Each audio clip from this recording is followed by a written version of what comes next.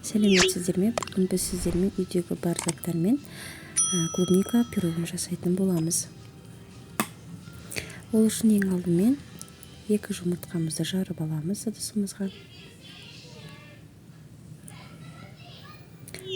Кішкене тұзымызды саламыз және қантымызды салып, миксеріміздің көмегімен жақсылап біркелкі қылып араластырып алатын боламыз.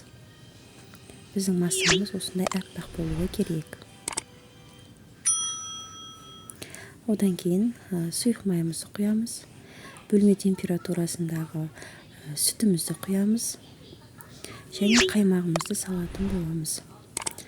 Қандай қаймақ болса да разница жоқ, үйдегі бар қаймақтарыңызды сала берсеңіздер болады.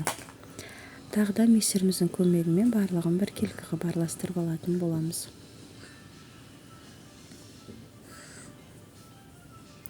Ендігі кезекте ұнымызды саламыз.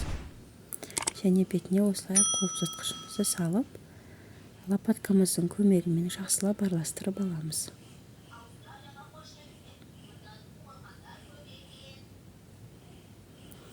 Ендігі кезекте табағымызды алып, осылай сары майымызбен біркелкі қылып табағымыздың ішін майлап алатын боламыз.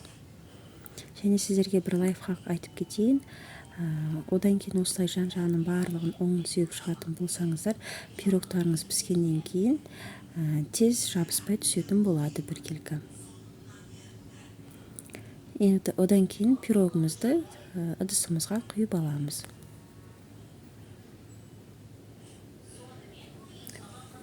Пирогымызды ыдысымызға орналастырып алдық. Ендігі кезекте клубникамызды мен алдын ала жуып тазалап қойған болатынмын. Клубникаларымызды орталарынан осылай бөліп шығасыздар. Одан кейін қалауларыңызша сәндесеңіздер болады. Мен осылай жан-жақтарына қойып сәндеп шықтым.